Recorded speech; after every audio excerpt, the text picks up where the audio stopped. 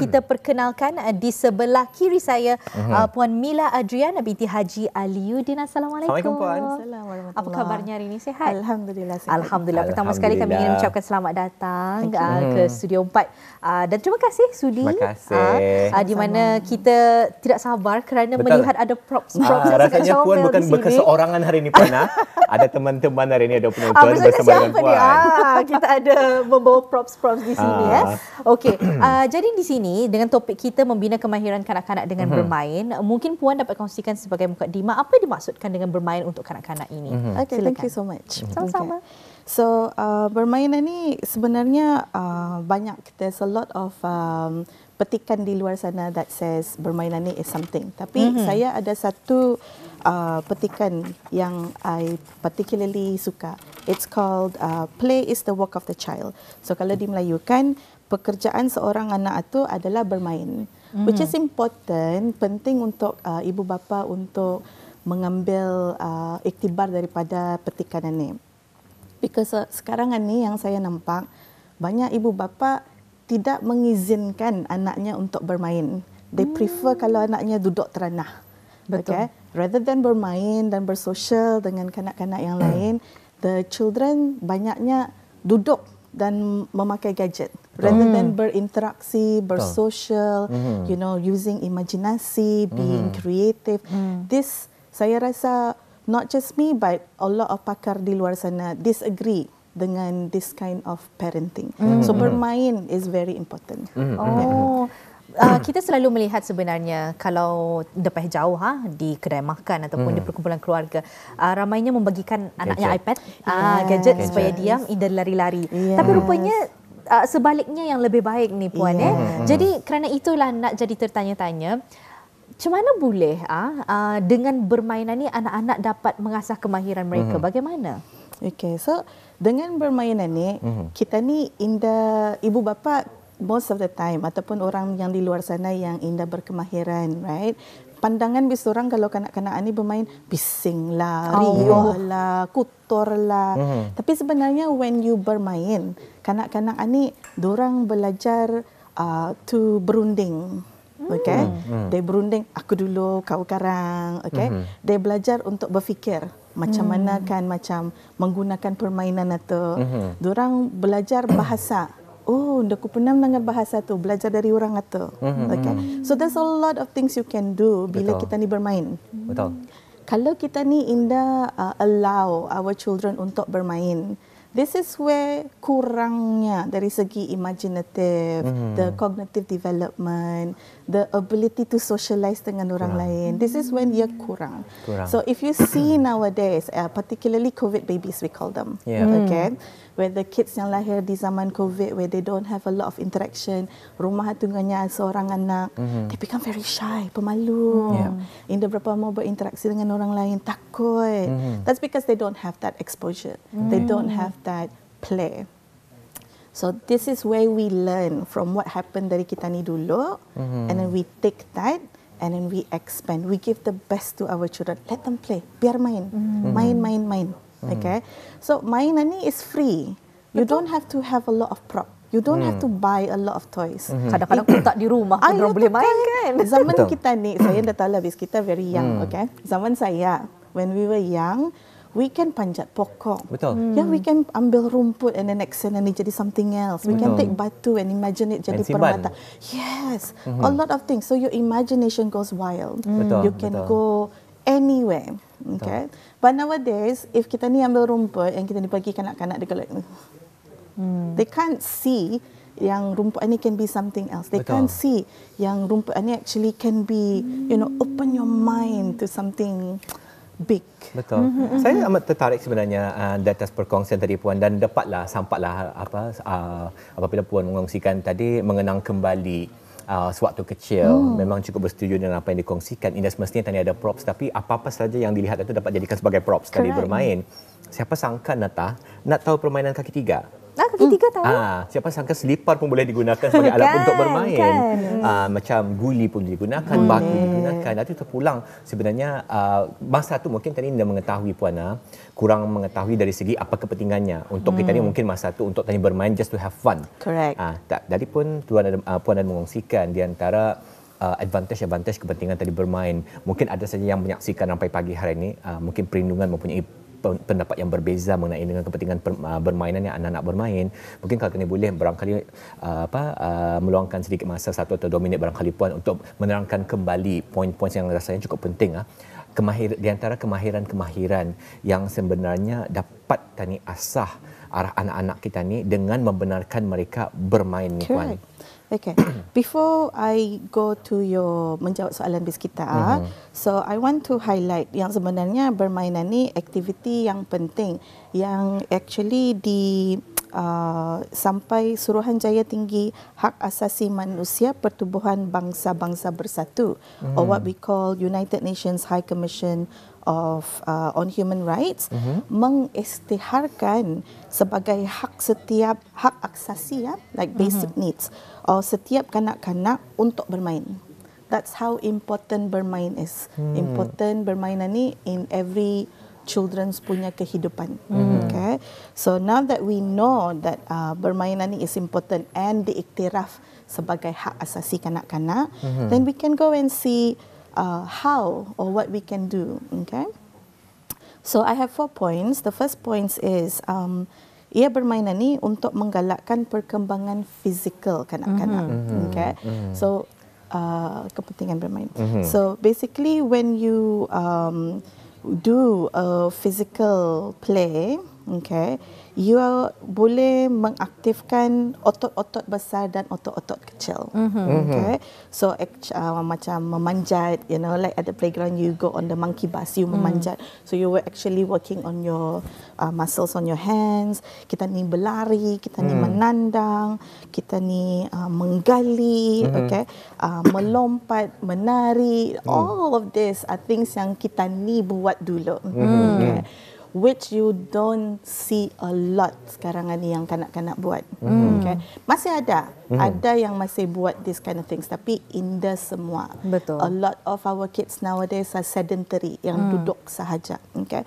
But if you involve swimming, football, all these physical activities, not only ia menggalakkan anak kita ni untuk hidup secara sehat, but it also builds your muscle, which we know otot-otot ini penting untuk dibangun so that it can help you dalam kehidupan seharian.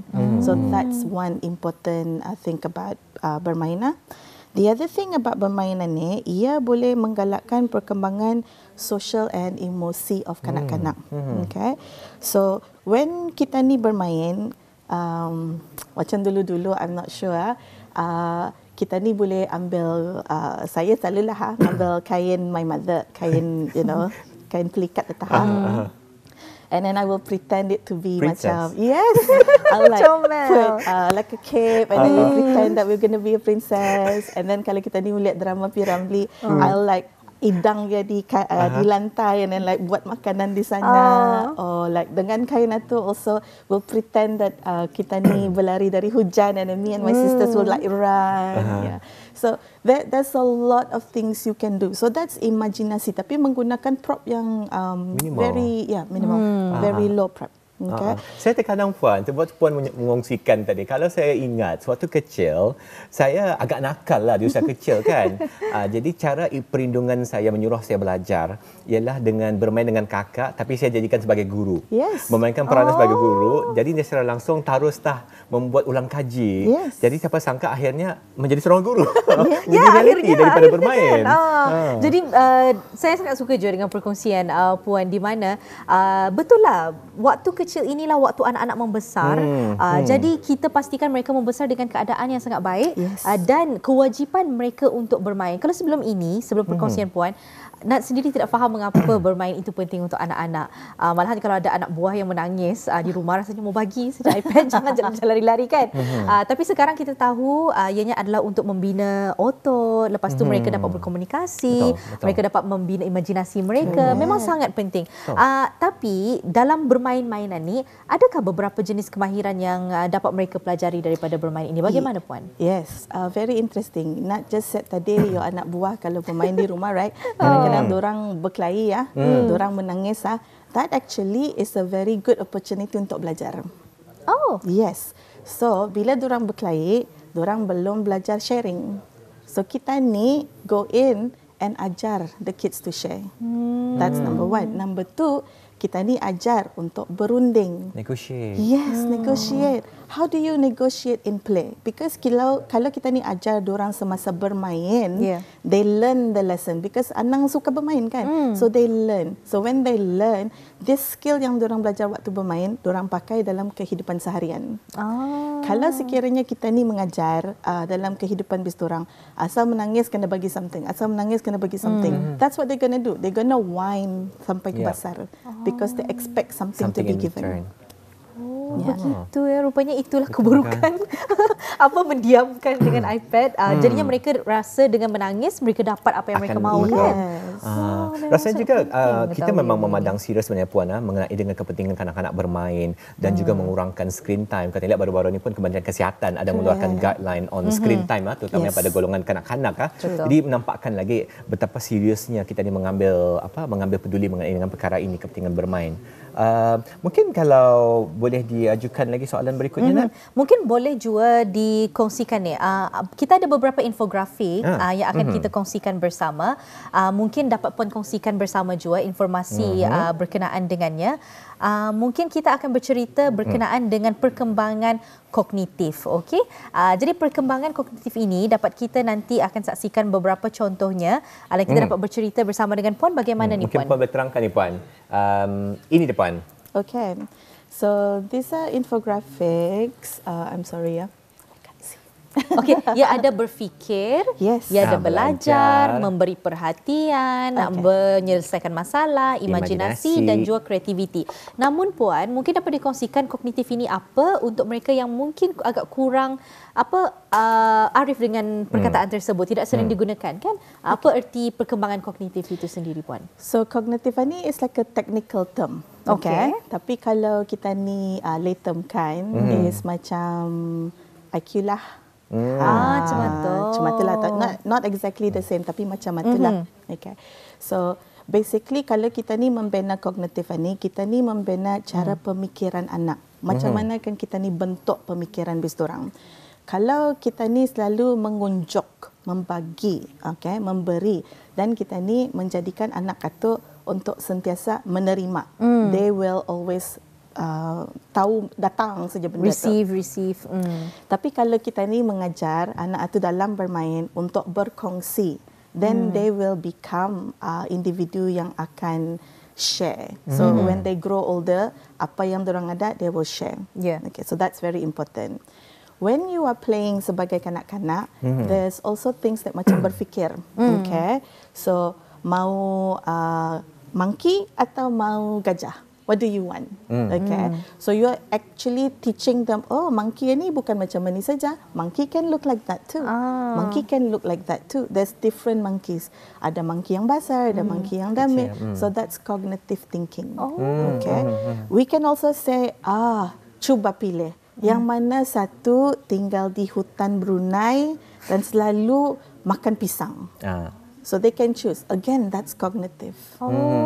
So your cognitive ni, it evolves pemikiran yang not just basic, tapi it membesarkan daya pemikiran.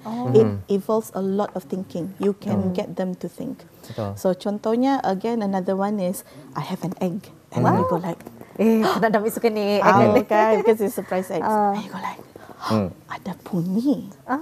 Bunyinya besar ke damin? Okay. Kita ni buka, tapi warna apa? So that's a lot of cognitive. Kita ni buka, kita ni push. That's cognitive too, because it's not pull, it's push, right? So when you push, jangan kuat. Apa di dalam? Yes. I see it. Something yang boleh berenang. Jahat ni, giginya tajam. Apa ni? Shark. Yes, you are right. It's a shark. Kalau orang dewasa, they enjoy. Imagine kanak-kanak, they will like sit, they will listen, they will berfikir attend. kan. Yes. So it depends on how old anak atu. So kalau anak atu umurnya 2 tahun, you make it simple. You shake, suruh dia buka. Kalau anak atu 3 tahun, then you ask questions. Kalau ia 4 tahun, you panjangkan your questions, make it complex. But the same toy can be used untuk sampai pelbagai a lot of ages. Rasanya secara langsung je Puan tadi dapat mengakses barangkali dari segi development anak-anak itu. Kalau sudah at certain level, we expect barangkali ada pemandainya. Tapi mungkin kalau belum ada apa-apa, barangkali belum sampai ke tahap itu, mungkin advice daripada kita Puan, mungkinlah ada penonton menyaksikan hari ini, ku cuba sudahnya, tapi umurnya macam Indah macam kanak-kanak yang lain. Jadi apa tindakan yang dapat diambil ni Puan? So this is where peranan ibu bapa is penting. When ibu bapa is the best person yang mengenali anak bistorang. If you are concerned, kita ni fikir anak kita ni ada macam lambat kah, Indah sama kah, the first thing you have to do is bawa berjumpa doktor. That's the first thing you have to do. Then bawa bercerita dengan doktor itu. So when the doctor listen, okay, then the doctor boleh memberitahu, yes, anak kita, I agree lambat, or anak kita just needs a little bit more antar sekolah, or anak kita saya refer ke CDC. The doctor is the best first point. So the doctor will tell you. The doctors are also very well informed. Orang boleh membagi tahu kita ni kepada siapa lagi you need to go next. So sometimes di Brunei particularly, Indah berapa banyak jurupulih pertuturan. There's not a lot of us out there. And kalaupun ada, which ada a handful now, the waiting list is long. So always just get your first point. Doctors lebih banyak, 10 times more than the speech therapist. So just go. Jadi doktor dengan speech therapist berbeza. Speech therapist lebihnya orang specialistnya. Pemulihan bahasa. Rasanya sesuatu yang penting je ni Puan. Mungkin kalau ada peluang di Rampai Pagi akan jemput Puan kembali. Ramai yang menyaksikan rasanya anak-anak belia kita ni yang masih lagi memikirkan pekerjaan di mana career yang they wanted to go to. Dengan adanya perkongsian macam ni, mungkin orang lebih mengenali, ini rupanya tugasan sebagai seorang speech therapist, dan ini rupanya barangkali qualification yang diperlukan. Sesuatu yang rasanya penting juga untuk tadi kongsikan ya. Dan Nat juga sebenarnya kerana perkongsian Puan sangat menarik kan. Dan kita bercerita berkenaan dengan speech therapist dan sebagainya ini. Saya tidak ada statistiknya ni Puan, tapi kebelakangan ini kita melihat lebih ramai anak-anak yang agak ada speech delay ini Adakah ianya berpengaruh daripada gadget ataupun bagaimana sebenarnya?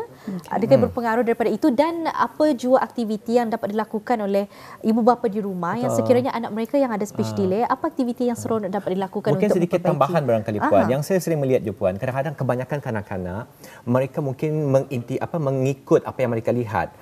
Usia kecil tapi masih boleh berbahasa. Bukan berbahasa, mungkin meniru saja Puan dalam bahasa English melihat dari kartun yang ditonton. Tapi sering ditanyakan, adakah sebenarnya faham apa yang dicakapkan? Jadi pendapat kita Puan. Okay, there's 2 questions. Ya, 2 soalan.